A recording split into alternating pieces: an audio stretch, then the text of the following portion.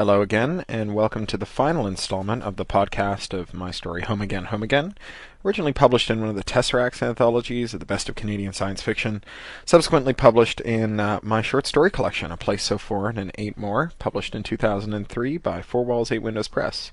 I'm Cory Doctorow, and thank you for tuning in yet again. Another good week, but another crazily busy one. Going off to California last week for one day from London was a little exhausting, and my health has not been so great this week as a result. But things are shaping up. We've been renovating around the flat a little here in London, getting ready to rent it out before we move to London in July, move to Los Angeles in July for my Fulbright chair at the University of Southern California, and with any luck that'll be wrapped up soon. Those of you who've lived through house moves and renovations will understand that this is slightly stressful, but hey, it's all for something really fun and cool, so I can't complain in the least. The last couple podcasts I've mentioned that I've been working on this young adult novel, Little Brother. Gosh, it's really going well. So I'm hoping to have a draft in the can by the end of the summer. Hope you're doing okay, and I'll be back later this week with the first installment of the last story in this cycle. That would be The Superman in the Bug-Out. Hope you enjoy the ending of this story, Home Again, Home Again. Goodbye. The amazing Robotron seemed thoughtful as I ratted out my chums. So I think they need each other. The big one needs the little one to feel important. The little one needs the big one so that he can feel useful. Is that right? It is very perceptive, Chet. When I was young, I had a similar friendship with another. She was the little one, and I was the big one. Her parent died before we came of age, and she left the center, and when she came back to visit, a long time later, we were reversed. I felt smaller, but good, and special because she told me all about the outside. Something clicked inside me then. I saw myself inside the amazing Robotron's exoskeleton, and he in my skin, our roles reversed. It lasted no longer than a lightning flash, but in that flash I suddenly knew that I could talk to the amazing Robotron, and that he would understand. I felt so smart all of a sudden. I felt like the amazing Robotron and I were standing outside the Bat House, in it but not of it, and we shared a secret insight into the poor, crazy bastards we were cooped up with. I don't really like anyone here. I don't like my dad. He's always shouting, and I think he's the reason we ended up here. He's batshit. He gets angry too easy. And Mom is batshit now, even if she wasn't batshit before, because of him. I don't feel like their son. I feel like I just share an apt with these two crazy people that I don't like very much. And none of my mates are any good either. They're all either like my dad, loud and crazy, or like my mom, quiet and crazy. Everyone's crazy. That may be true, Chet, but you can still like crazy people. Do you like 'em? The amazing Robotron's idiot lights rippled. Gotcha, I thought.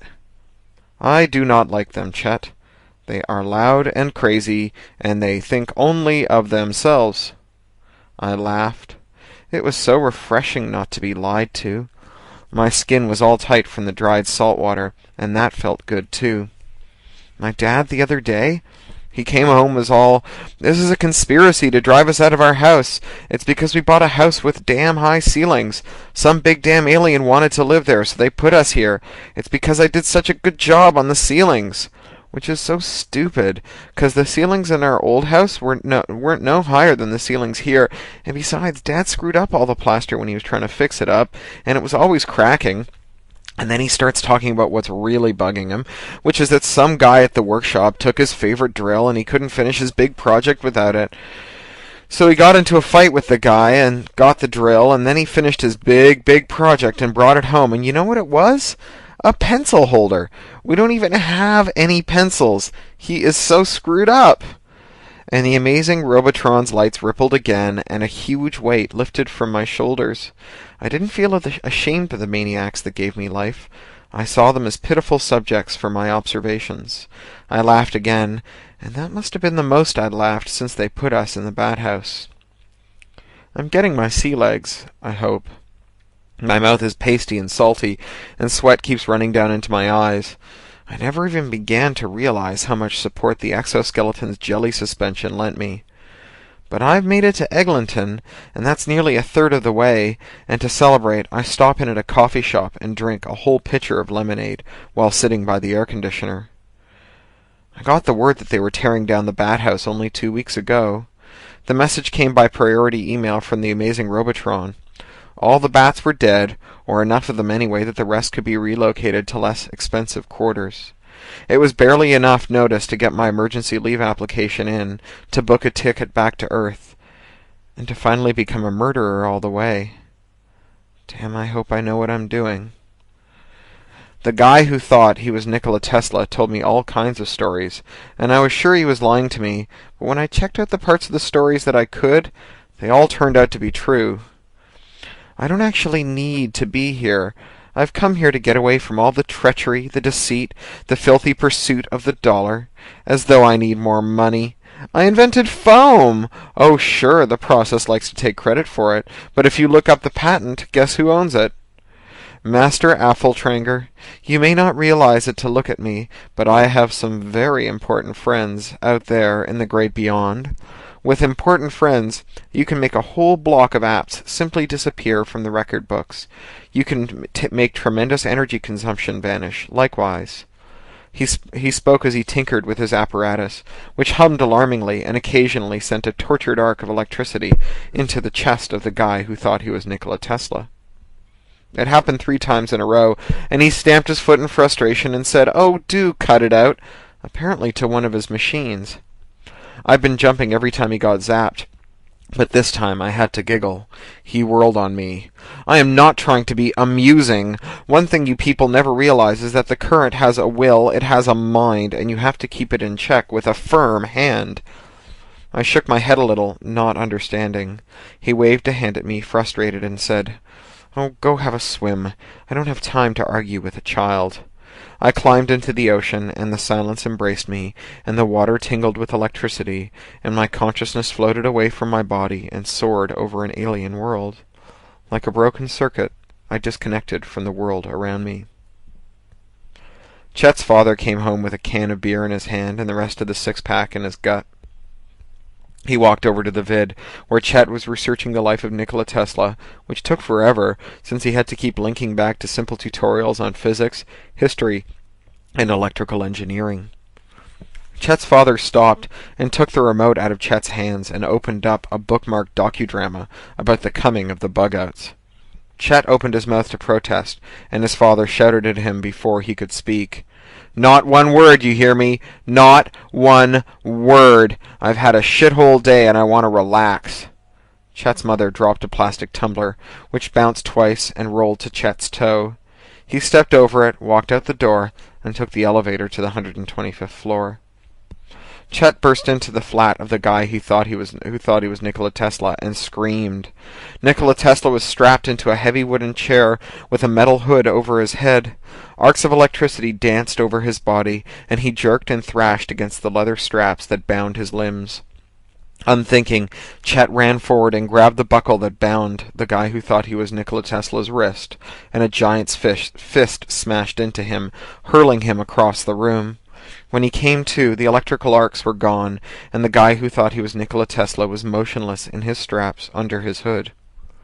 Carefully, Chet came to his feet, and he saw that the toe of his right sneaker had been blown out, leaving behind charred canvas. His foot hurt, burnt. He hobbled to the chair and gingerly prodded it, then jerked his hand back, though he hadn't been shocked. He bit his lip and stared. The wood was quite weathered and elderly, though it had been oiled, and had a rich, well-cared-for finish. The leather straps were nightmarishly thick, gripping the guy who thought he was Nikola Tesla at the bicep and wrist, at the thigh and calf and ankle.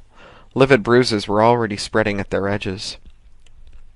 Chet was struck by a sudden urge to climb into the ocean and stay there. Just stay there. Under the hood, the guy who thought he was Nikola Tesla groaned. Chet gave an involuntary squeak and jumped a little. The guy who thought he was Nikola Tesla's body snapped tense. "Who's there?" he said, his voice muffled by the hood. "It's me, Chet." Chet! Damn, damn, damn, damn. His right hand bent nearly double at the wrist, and he teased the buckle of the strap free. With one hand free, the guy who thought he was Nikola Tesla quickly undid the straps on his upper body, then lifted away the hood. He pointedly did not look at Chet as he doubled over and undid the straps at his legs and ankles. Gingerly he stood and stretched, then sighed tremendously. Chet, Chet, Chet, I hope I didn't frighten you too badly. This is old Sparky, an exact replica of the electric chair at Sing Sing prison in New York. Edison, thief and charlatan that he was, insisted that his DC current was far safer than my AC, and they built a chair that used my beautiful current to execute criminals by the hundreds. Nikola Tesla and I became one when I was 8 years old, and received a tremendous shock from an electrified fence. I was stuck into it, glued by the current, and after a few moments I just relaxed into it, befriended it, if you will. That's when the spirit of Nikola Tesla, a-wandering through the wires all the years since his death, infused my body. So now I use old Sparky here to recharge, please forgive the expression, my connection with the current. I once spent 8 years in the chair, when I needed to disappear for a while. When I woke, I hadn't aged at all. I didn't even need a shave. What do you think of that? Chet was staring in horror at him. You electrocute yourself? On purpose? Why, yes. Think of it as a trick that I do, if it makes you feel better. I could show you how to do it. He trailed off, but a look of hunger had passed over his face. I get all kinds of access to Bat-House records from the vid in my apt on my new world. No one named Gaylord Balothos ever lived in any Bat-House. Apt 12525 and the 5 above it were never occupied. The records say that the locks had never been used, the doors never opened. It won't be searched when they evacuate the Bat-House. That's what the records say, anyway. Electricity gives me the willies. The zaps of static on the dry air on the FTL I took home to Earth made me scream, little boy squeaks that made the other passengers jump. I don't remember that it was ever this hot in Toronto, even in the summer. The sky is all overcast, so maybe it's a temperature inversion. Up here at Steeles Avenue, I'm so dehydrated that I'd spend a whole dime on a magnum of still water and power chug it, although you're not supposed to drink that way. I'm almost there. The other kids in the abandoned apt on the 87th floor ignored me.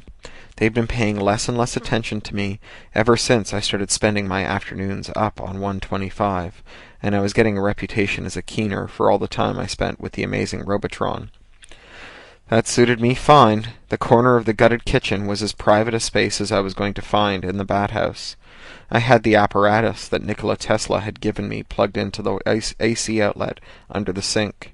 I closed my eyes and breathed deeply, concentrating on the moments after the breath left my chest, that calm, like the ocean's silence. Smoothly, I reached out and grasped the handle of the apparatus, and squeezed. The first time I tried this, under Nikola Tesla's supervision, I jerked my hand away and squeezed it between my legs as soon as the current shot through me. Now, though, I could keep squeezing, slowly increasing the voltage and amperage, relaxing into the involuntary tension in my muscles. I'd gotten so good at it that I'd started using the timer. I could lean into the current forever without it. I had it set for 3 hours, but when the current died, it felt like no time at all had passed.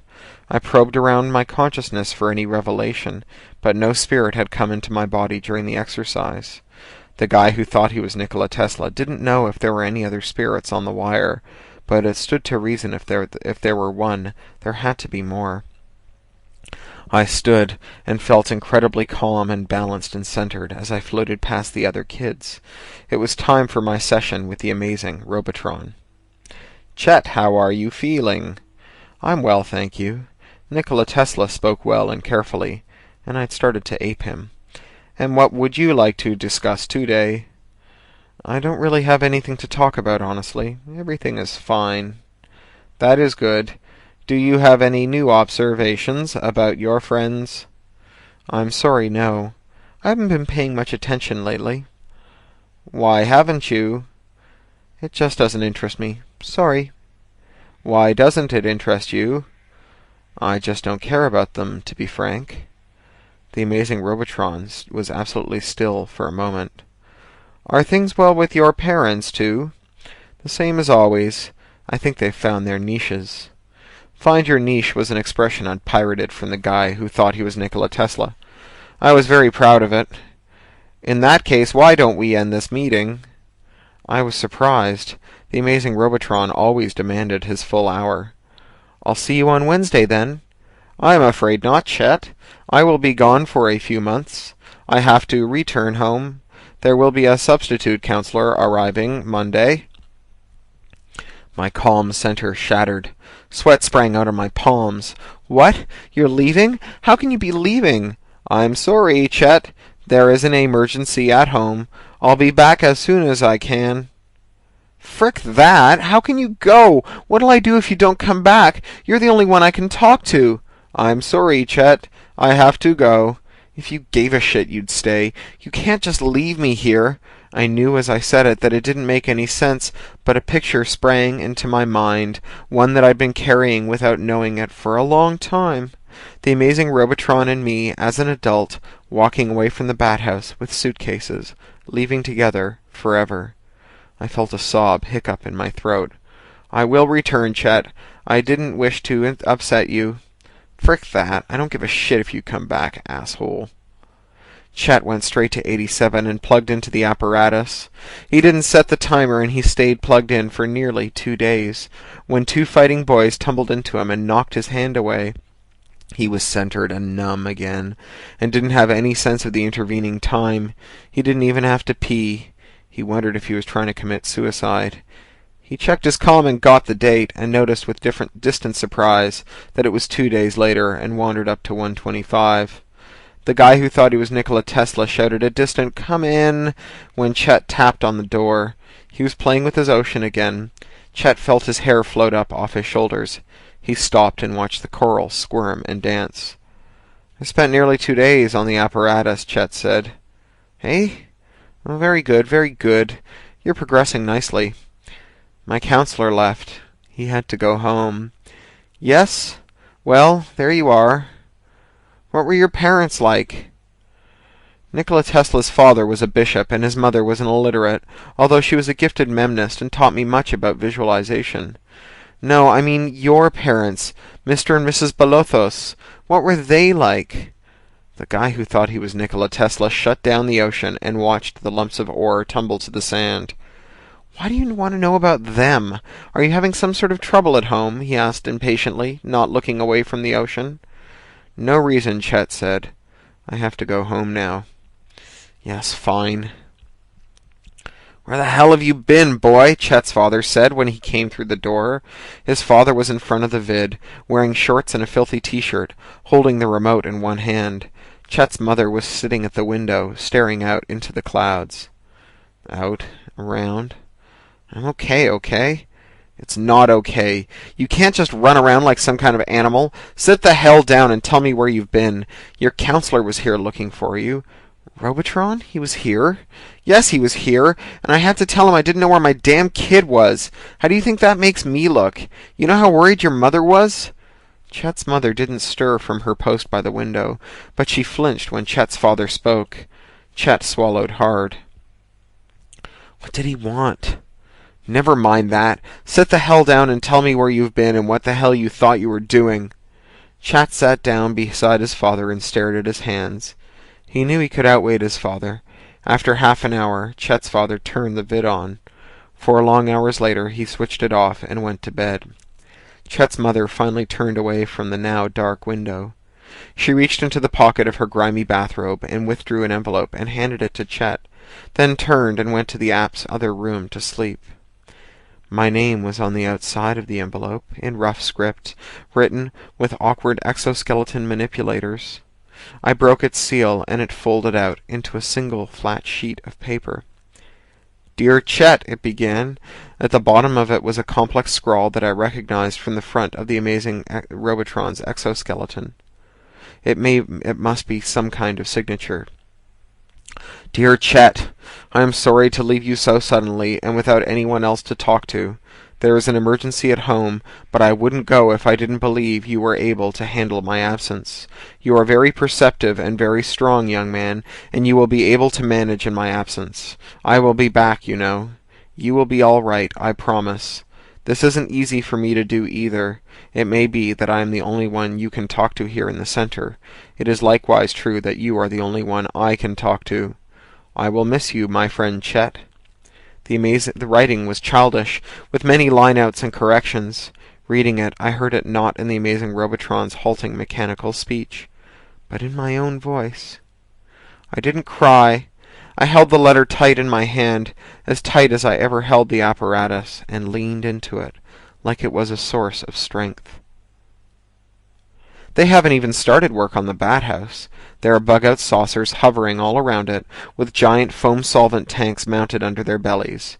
A small crowd is gathered. I take off my jacket and lay it on the strip of grass by the sidewalk across the street from the Bat House.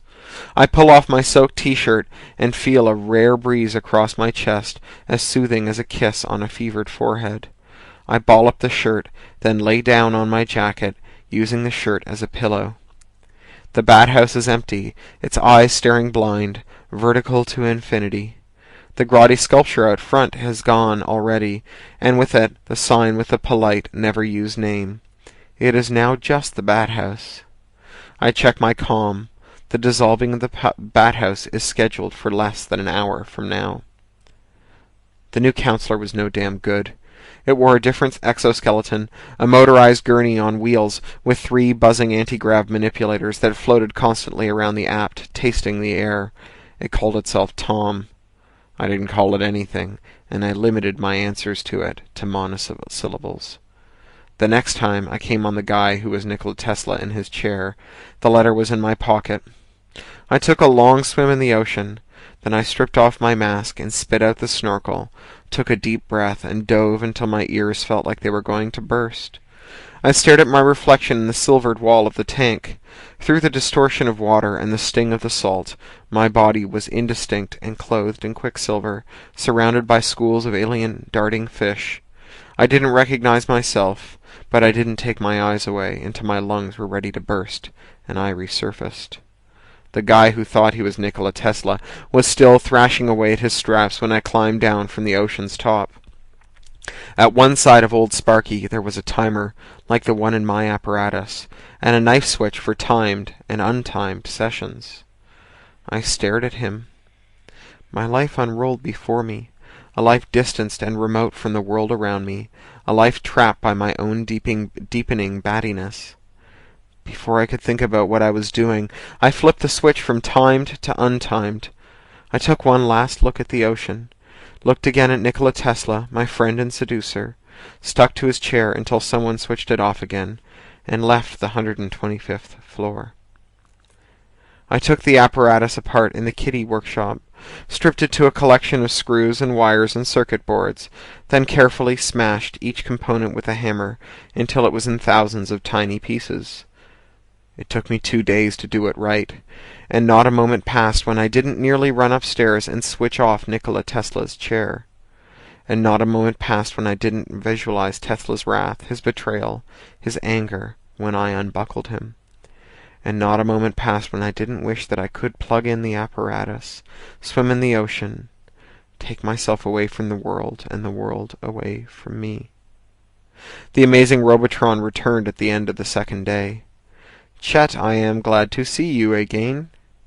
I bit my lip and choked on tears of relief.